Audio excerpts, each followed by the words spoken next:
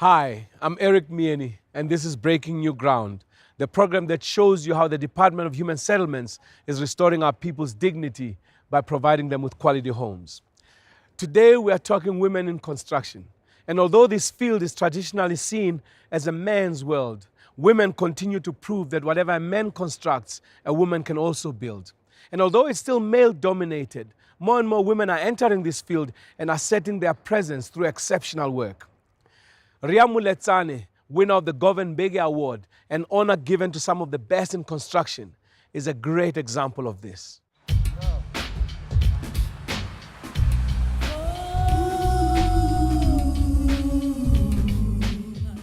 My name is Ria Muletsane.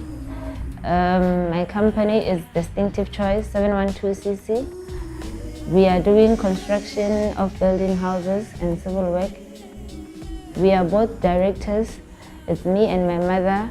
She's the one who started the company in 2006. As from 1994 because ke le ga utlwisisa mmuso wa rona ha o qala ho fihla o bolela rona batho re qalelle re ithute ho etsa mesebetsi ke wele ka masaiteng a rona. I started working with her in 2012.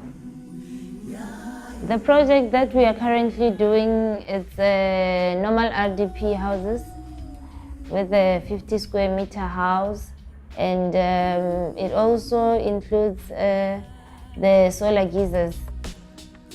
We also did a project in Beltfontein. There we had to do the sports facilities. It was a very complex project where we had to deal with the building of the ablutions, the pavilion, the tennis courts, and the soccer field.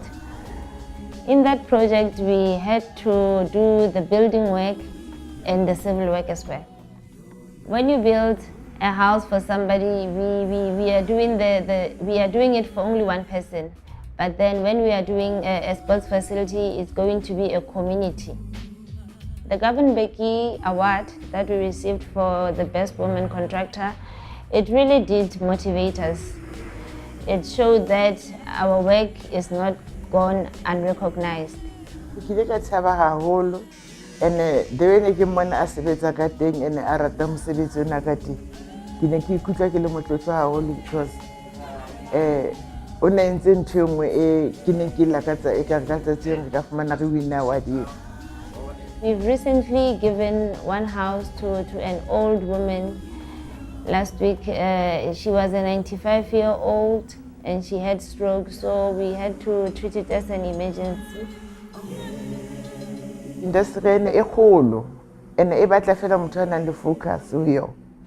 In most of the projects, and the client normally sees us women as incompetent, but I want us to beat that stereotype attitude. Now for more women to enter this industry and do even better. Next, we talk to Quila, President of South African Women in Construction, SAWIC for short, which, as the name suggests, empowers and supports women in construction.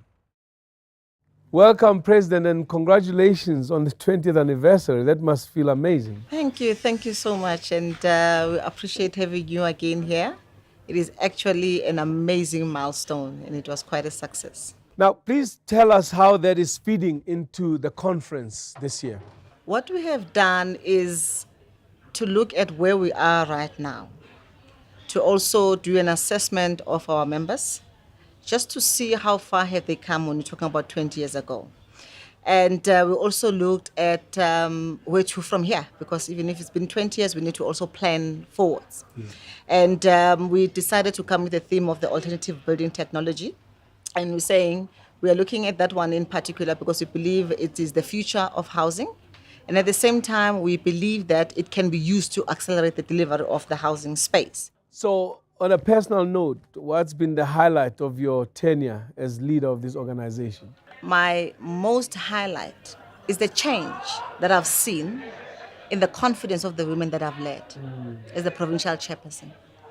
It is the grace of God to be able to deliver on the promise that I had made, which was to empower and change the lives of those women. The ladies that you saw there 2-3 years ago are not at the same level today. Today they are able to understand the construction space from start of the project to the end. But my best was over Christmas last year, when they were telling me and bragging actually to me about how they've been able to buy groceries for their children after a long, long time. We're talking about 25 women that have formed themselves into cooperatives. Yeah. And they've managed to change their lives as individuals within a collective. And that's what we're trying to push. Because initially they were sitting with their 100% of zero. And now they're sitting with a 10-15% of something, which is worth something and is continually changing their lives. So I must say that that's been quite a highlight of my leadership position.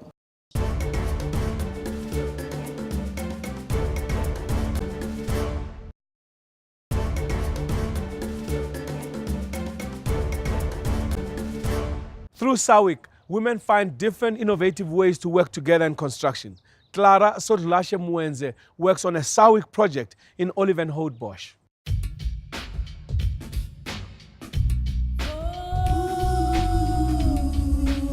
My name is Clara Sikelelwa Muenze Ilunga. I'm the provincial chairperson of SAWIC, Gauteng. Here in the project, I'm one of those who are managing the project under SAWIC cooperation.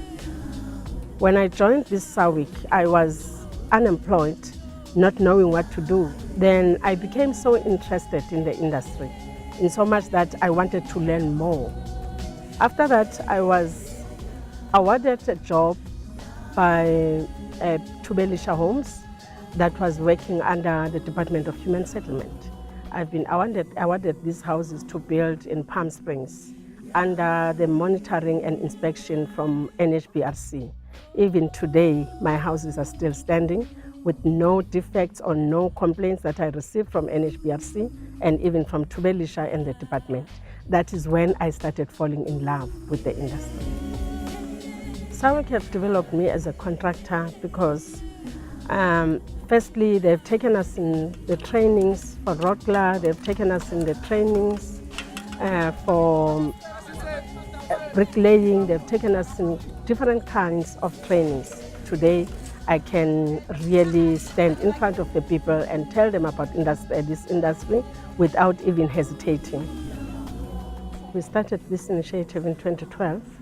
In 2015, the Minister and her Deputy Minister for Human Settlement, Lindiwe Sisulu, they came in this place to introduce us to the people of Olivenhout. It was now called a sword turning day.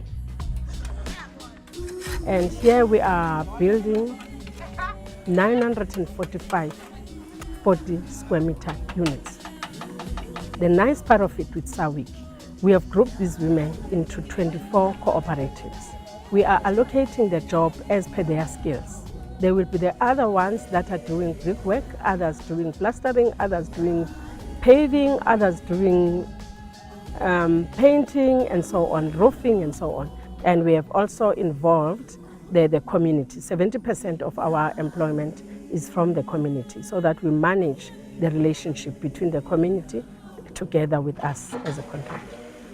Government projects create many opportunities for women to get into construction, acquire skills, and grow. With this new set of skills, they can move into the private sector and flourish. Zora Khan is one woman who has traveled through this transformative journey to success.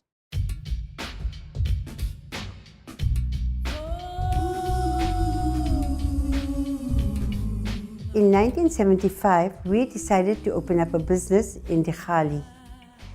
Dikgali is a rural area, 40 km away from Polokwane. We had a general dealer, but my husband was in charge of the hardware. But we had like 6 contractors coming to us. They were working for the former Liberal government, and they were building schools. So they had bills of quantities which they could not read. So it came to me, and I started reading all those, and this is how my interest formed in construction. It was in 1996, I heard in the passage, in the corridors, that there is something about building RDPs. So I thought to myself, wow, that's interesting. I think I'd make a difference in a person's life if I do that. Then I called the 6 contractors that were working with us. I know they built schools in the former Libua government, right? So when they came in, I said to them, look here guys, I'm going to form a company and I want you people to start building houses. They said, Awwa. Their reaction was, Awwa, who's our boss? I said, oh, Quina Salina. Hey, they refused. It took me like 3 months to convince them that look, we can do it. From there, everybody just believed in me and they gave me the project. It took us 2 years with 250 houses, but we made it. It made a very big impact. And ever since, we never looked back. In 2007, I formed my own company, Zorakan Developers. I then joined SAWIC, I must tell you that as well. And I learned a lot at the same time. After the RDPs, there were so many people coming to us saying, can't you build me this house? And we started building.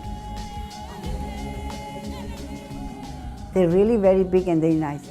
So I think now I have reached a stage where I can take on big things as well now.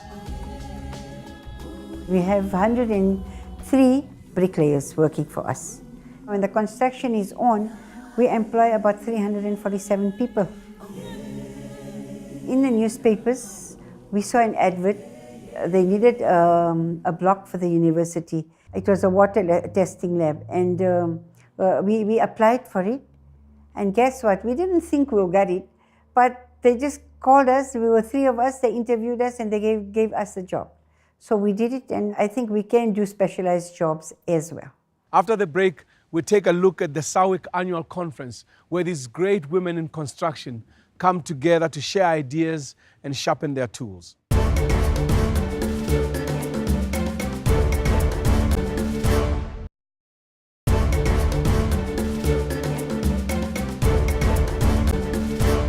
This year's SAWIC conference is special because it also marks the 20th anniversary of this organization's existence. Many lessons were learned over the past 2 decades and will be used here to chart an even better future for women in construction.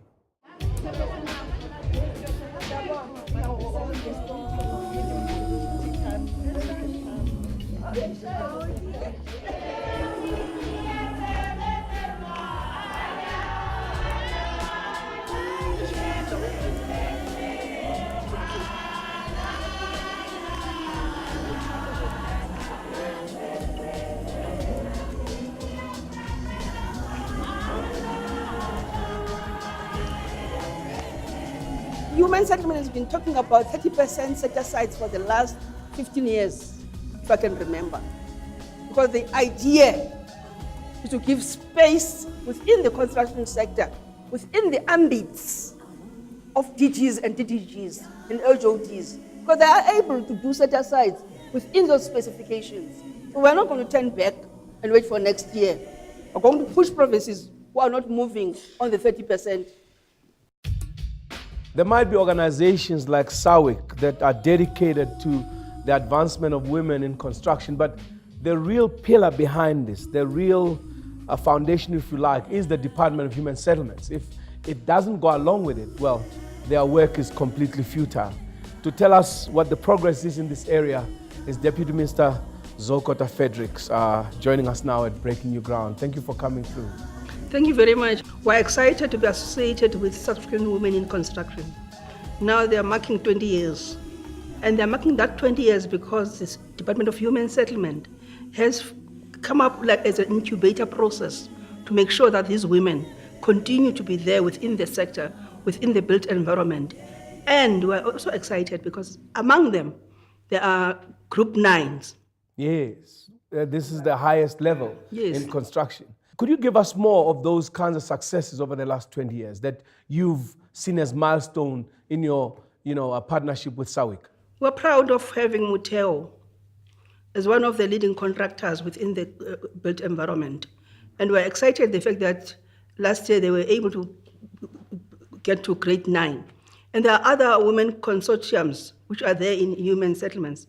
But what is important is that we are saying CIDB must speak to the empowerment of women. it's no longer the time where women go up to grade 6 and it's enough.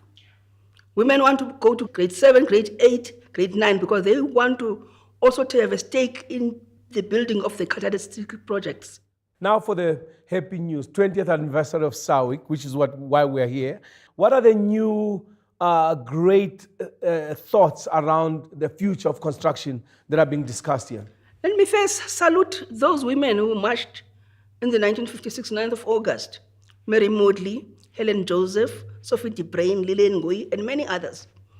And I'm saying it's more exciting now that we're moving in those footsteps that SAWIC is different from the SAWIC of yesterday. Yesterday it was SAWIC which was talking about brick and mortar only space. They're talking about ABT, alternative building technology. So it's already in motion and it's moving. And what is very, very important is how they align themselves with other NGOs out there who've got more knowledge on areas that needs to be addressed, particularly as pertaining to the building technology. The Eric Molobi would help them very much because it has been there for more than 20 years. To give us some insights into alternative building technologies and what the National Home Builders Registration Council is doing for women in construction, we have with us Ms. Zuleika Bayat. Welcome to Breaking New Ground. Thank you very much. Let's start with alternative building technologies. Is there a way of summing up what that is, actually? Alternative building technologies are not the usual conventional building technologies. Alternative building technologies do not use brick and mortar in the sense that we know it. So there are a number of different methodologies that are used that are very, very new and that the average person in the street, like you and I, may not necessarily be aware of, and that are used in many countries throughout the world, and that we are starting to use here in South Africa. What has the NHBRC got in store in terms of helping women in construction?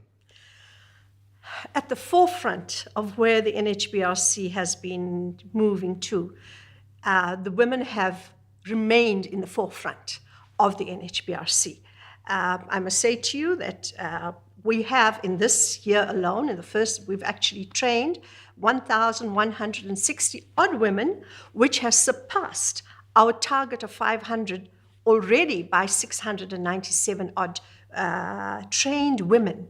So training women, first of all, is huge. It's a very important aspect. We believe that women need to be trained. They must be assisted. So from a women contractor perspective, training in the construction industry, the NHBRC is very, very committed to ensuring that. The rural areas have their own challenges for women contractors. To talk to us a little bit about that, we have Resigo Liepile. Welcome to Breaking New Ground, and thanks for giving us your time. Thank you for having me. Are there any particular challenges to working construction in a rural area versus working in the urban areas? Yes, there's quite a number of challenges. The stands are far apart from each other. We have to travel long distances in order for us to reach the beneficiaries. And material also. Trucks have to struggle through the small little lanes or roads to get there. So it's a bit of a challenge. But does that make it more costly for you to build out there? Does it make it less profitable? And how do you manage that?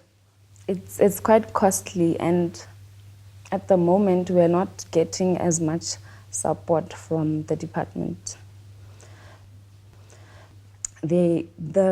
Particularly with my project, there are internal things that were not done, and the projects were handed out, and they expect us to run smoothly with the project, which is impossible.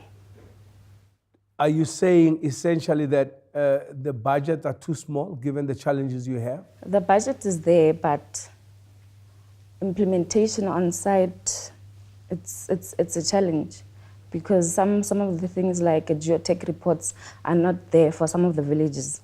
You can't start the project because some reports are not there yet. Yes, correct. Okay, so how far are you with this project up to this point? I think so far I've done only about 15% Yeah. of the project. To talk about the built environment and the people who work in it, we have with us today Utelisile Nyanda. Welcome to Breaking New Ground. Thank you very much. One of the things that confuse people is the difference between, built environment contractors versus built environment professionals. What's the difference? Before contractors get involved, the project gets determined whether there's a need to have a project by various clients who need a project. Then they approach the professionals in the built environment. That will include your engineers in the electrical, mechanical engineering, your architects, engineers in civil. So together they form a team as a professional team. They meet to decide what needs to be done in terms of giving what the client needs. After some time, they will have to determine the value of the project. At that time, they will include your quantity surveyors. Those will bring the estimation of the project, how much is it going to cost before it even goes out for tender. Then budgets get approved, and that is a long process. As contractors, we don't even know when this process starts. We only come when the tenders get advertised, because now they will say, this is the building, it needs to be built. If it's a general building work, then the general building contractors are invited depending on the various grades as per the CITP grading. Like I am a grade 7, so I can handle any project between 13 million to 40 million as per the CITP. So it would make sense to say that built environment basically means where construction is going to happen. Yes. And built environmental contractors are the people who construct the building. Yes. Built environment professionals are the people who determine how, where, for how much, and design the building before it's built. That's what it is. What built environment are you working on right now? I'm doing two. I do general building. I also do civil engineering. I also do plumbing as per the CITP category. It's got a category called SO. And then we also have fencing. It also has its own category. So those categories, they assist the clients to know if this contractor will be able to do what the type of the project that they are advertising. In a country like ours, where so much energy is needed to uplift so many, isn't it wonderful to see women's potential being unleashed for us to access their positive energy? Thank you for watching. Please join us next time.